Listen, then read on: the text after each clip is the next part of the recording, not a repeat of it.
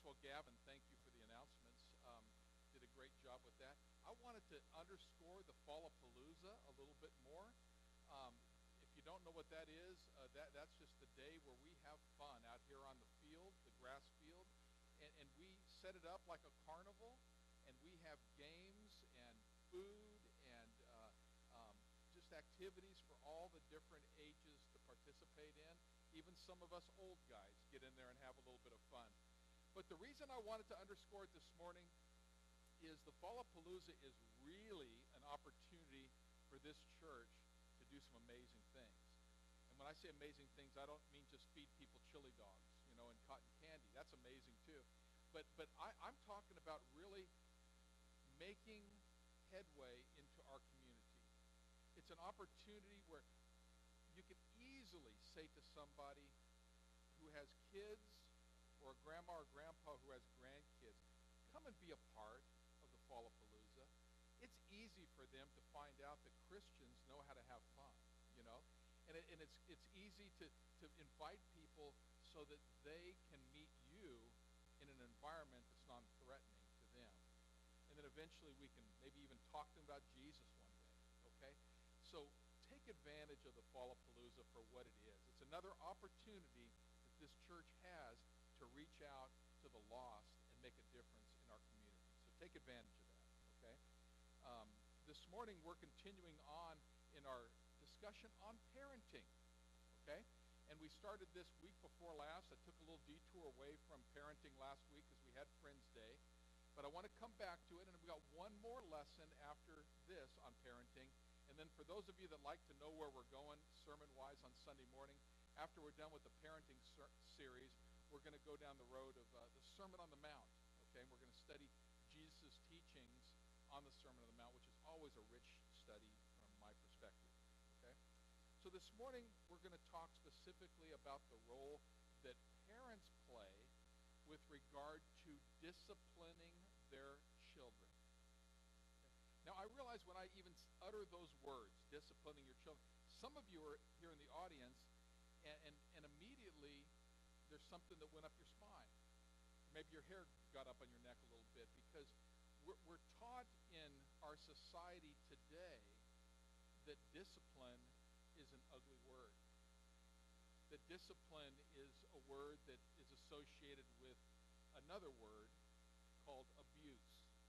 And I want to be very clear right out the gate here in our study this morning, our time of teaching, that when I talk about godly discipline in the home, I am not talking about child abuse.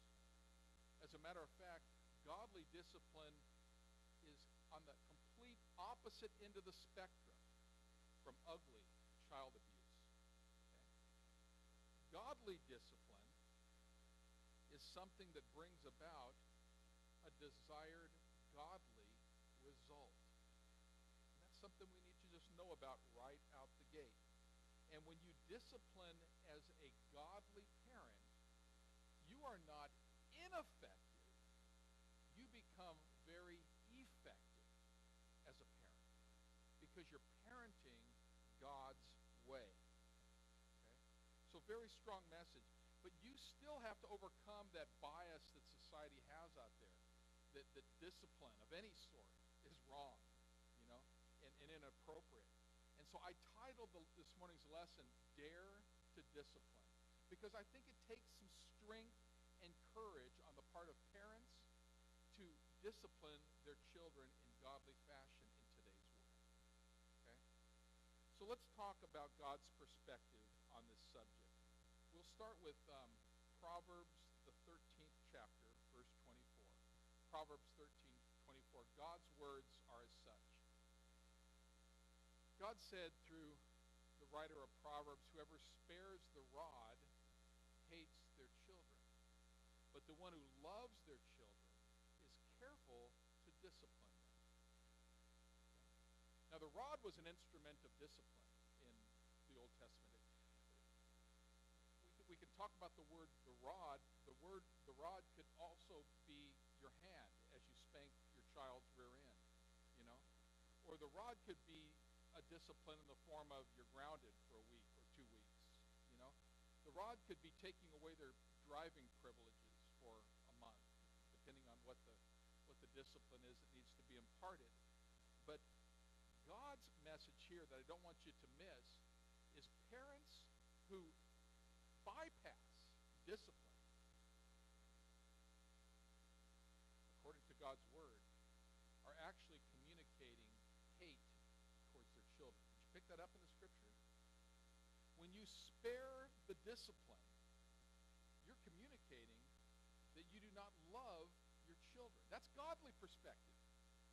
The flip side of it is, but the one who loves their children is careful to discipline their children. So it's the complete opposite of what the world says. The world says if you discipline your child, you must not like them, or you're messed up as a parent. God says if you don't discipline, you're messed up as a parent. Important message. And this is important for us to understand because we as adults are really children of God, are we not? Isn't that what the Bible calls us? Those of you that are in the audience here that are 20 years and up, you know, I'm almost 60, and I'm still a child of God. And as being a child of God, guess what I do on a regular basis? And guess what you do on a regular basis? Is you mess up just like I do. You and I are in the business of consistently misbehaving, even as adults. You and I on a regular basis, as children of God, cop attitudes that are ungodly. Can I get an amen on that? Glad you can see it that way. Otherwise, you'd have a bad attitude. Okay? It's important that we recognize that, and it's even more important to recognize that when we do misbehave or when we do cop a bad attitude as children of God, guess what our Heavenly Father does? He disciplines us. Our Heavenly Father, and I'm not comfortable with this, but I'm thankful for it, regularly disciplines me for my misbehavior and my poor attitude. Can I get an amen on that? Let's look at Hebrews, the 12th chapter, verses 6 through 11, where we're quickly pointed out that God disciplines those he loves for their own good. You might feel like this person up here that's leaning against the wall. Why does God discipline me? Well, there's a reason. He loves me. And for the very same encouragement that he gives parents to discipline your children because you love them, he disciplines us because he loves us.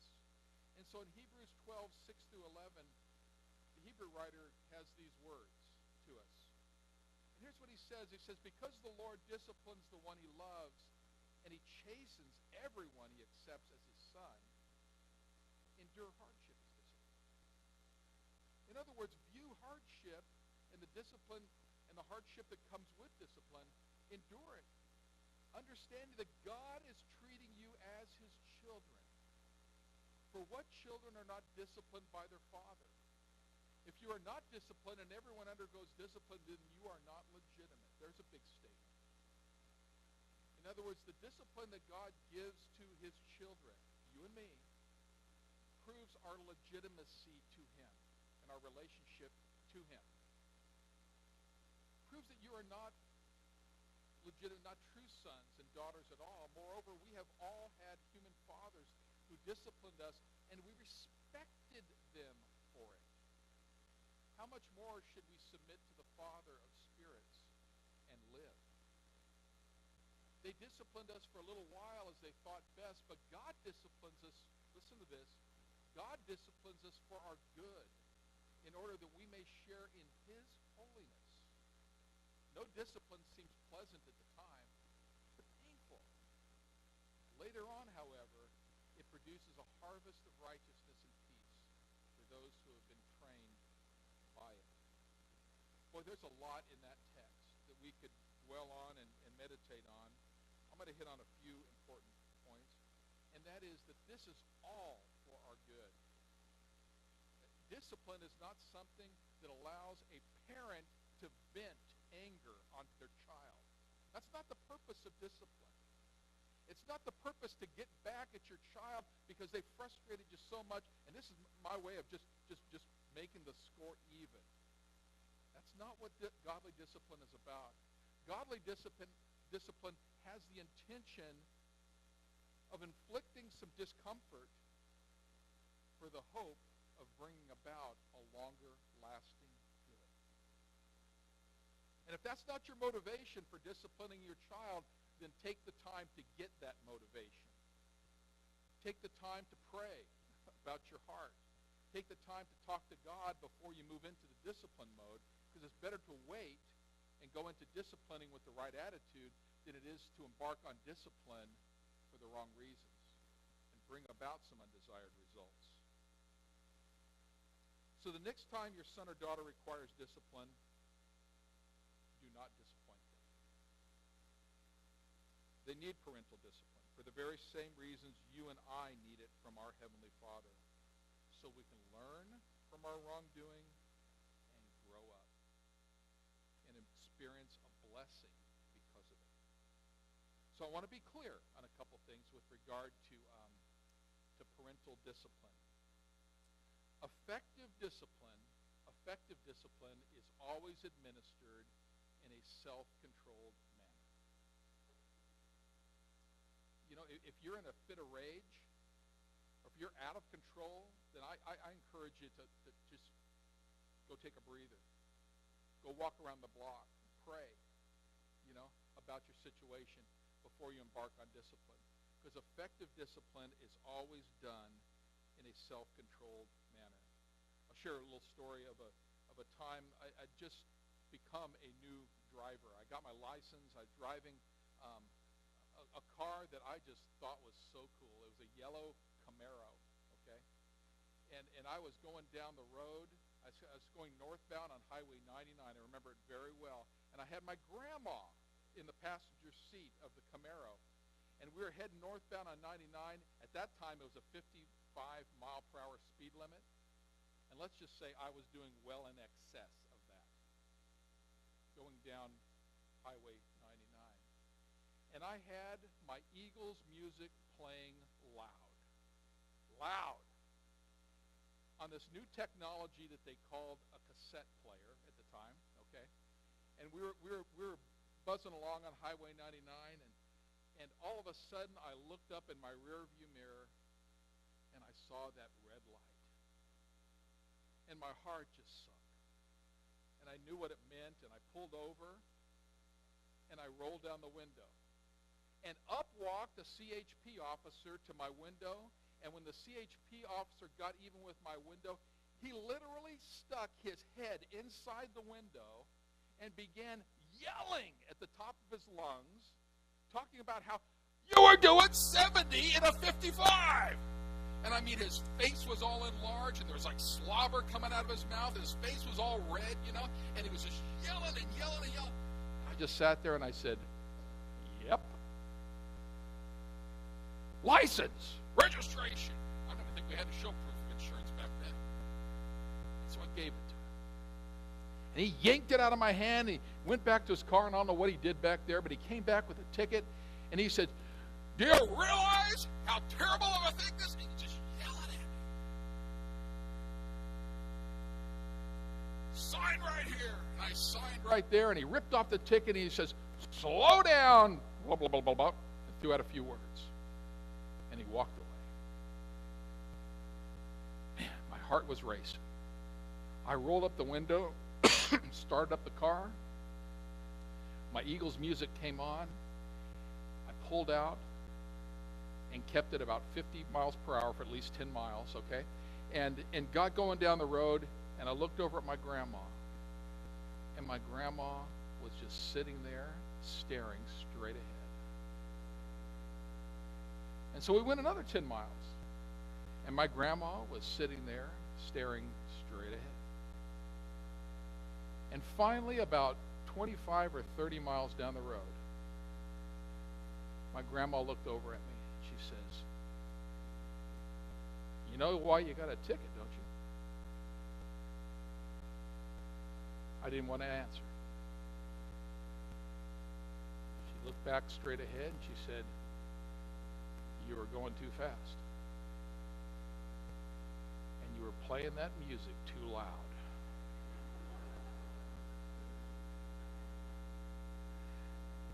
Now let me tell you something. The reason I share that story is I learned in that little scenario, I learned more from my grandma than I ever did from that CHP officer. Why? I conclude that I learned more because my grandmother was under control with how she acted, with how she talked. All I could see from the CHP officer was yelling and a red face and slobber. And that's all I got out of the situation. Take the message, parents, away that when it comes time to discipline, the most effective discipline is done when you're under control. When you're under control. Another important point about parental discipline, and that is this, that we need to aim at disciplining defiance, not the mistake. Okay?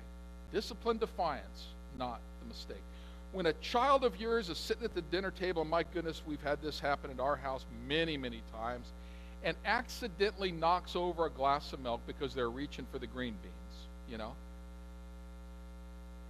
that's not a place to embark upon discipline because it was a mistake.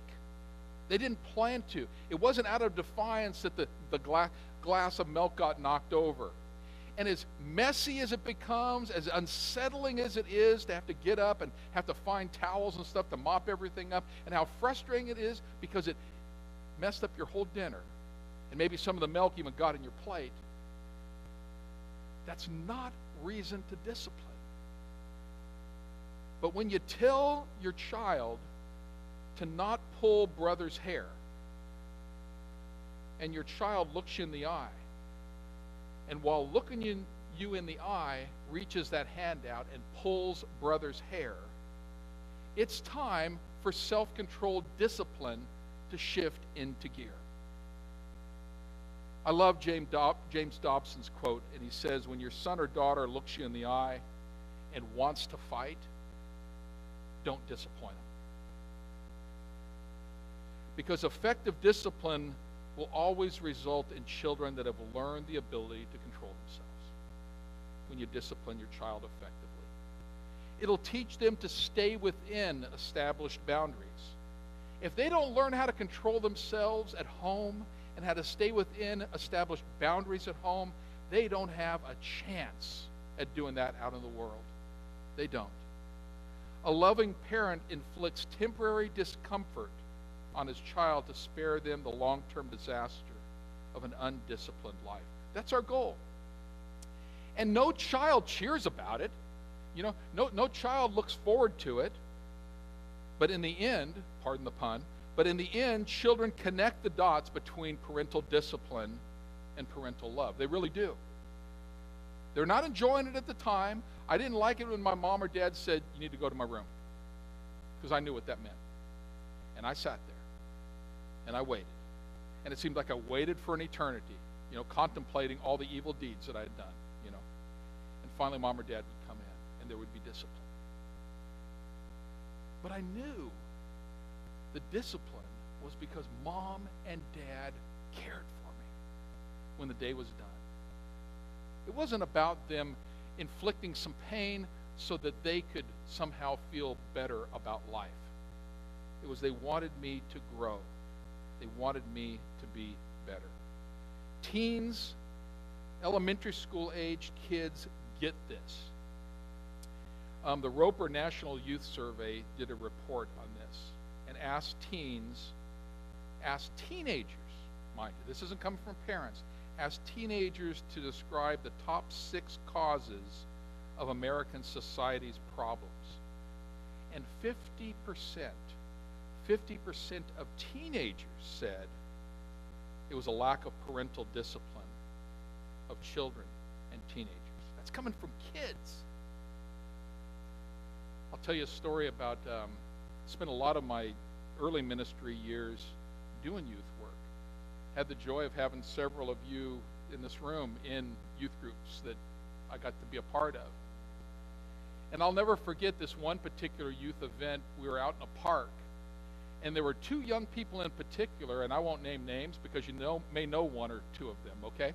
But there were two young people out in this park who were just misbehaving. They were being rude to other people. They weren't following directions. They were just being knuckleheads. And I talked to them. I pulled them aside, tried to do all the things I could to try to get them back into a good groove. And they had no part of listening to what I had to say.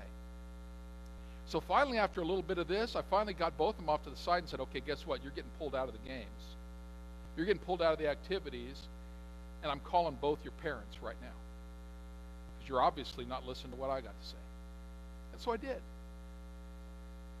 And one of the parents immediately came, showed up, and when they got there, they came over to me, and I explained what was going on. And it was obvious to me that there was going to be some discipline when that child got home.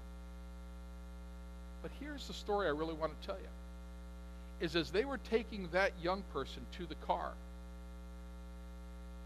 and I knew the discipline at home would follow, the other young person who was waiting for their parent to arrive began to cry. And I went over to them. I said, what is going on? Why are you crying? I thought they were going to tell me they were really nervous about what was going to happen to them when they got home. But that wasn't the case.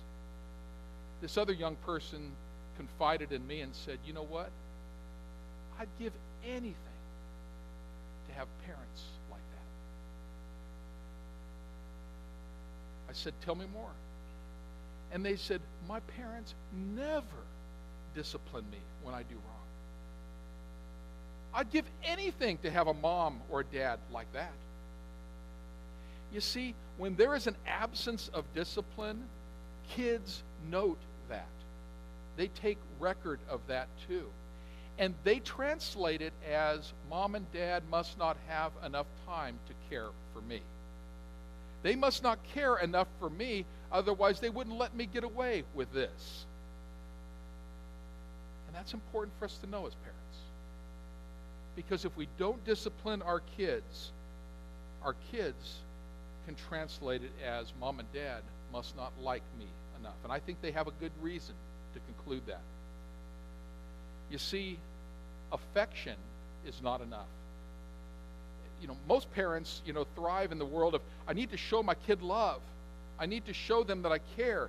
I need to show them that I'm rooting for them. I want to, support them. I want to encourage them. That's all good. You don't ever want to lose that. But that's not enough. Love demands discipline. Good Christians or even good citizens cannot be produced in homes where children have good reason not to respect their own parents. This world will tell you if you discipline your child, you will scar them for life. I want to tell you this morning that if you don't discipline your child, you will scar them for life. Proverbs, the 19th chapter, verse 18, says this: discipline your children, for in that there is hope. Do not be a willing party to their death. You want to give your kids hope? You want to give your kids purpose? You want to give your kids a bright future for tomorrow? Then discipline them while you have an opportunity to discipline them. If discipline is administered correctly, no parent should ever fear of damaging his child. You see, when I hear of a child being abused, I know that he was not disciplined biblically. I just know it. You see, because God designed our kids. He designed you and I to be disciplined. I believe there's a reason why I have some extra padding right back here, okay? I believe there's a reason why God allowed there to be nerve endings right back here, so it could effectively communicate to my brain up here as to what to do or not do the next time. You're not going to scar your kids when you discipline them. Those who truly love their children realize the importance of consistent discipline. And a child senses that parents care when they stand their ground and maintain established parameters. You see, the reinforcement of ground rules provides stability and security for kids. And that helps them actually be solid people when they grow up. I'll end with this little story, and then the lesson's yours. The poet Coleridge was visited by a man, and this man had a theory about raising children.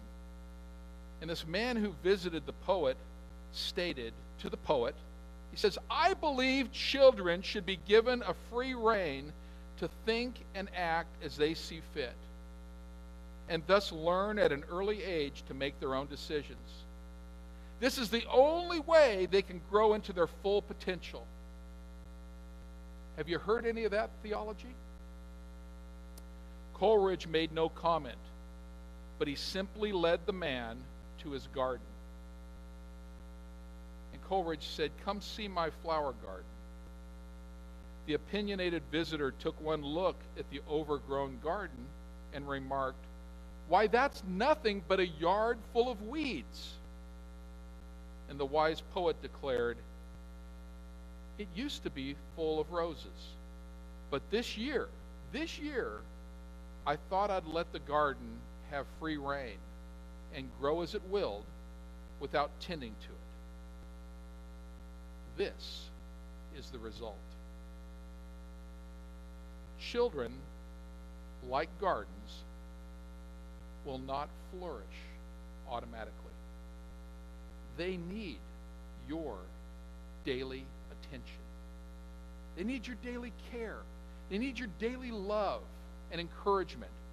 But they also need your daily discipline to help make them a beautiful, God-loving, and God-fearing adult. I encourage you, church, to love your children. They're our most precious gift from God. And that applies to grandchildren, Randy. Okay? Love your grandchildren. You moms and dads, discipline your children as needed. And remember this, your children will eventually raise your grandchildren. It's worth it to discipline your kids. Let's stand and sing.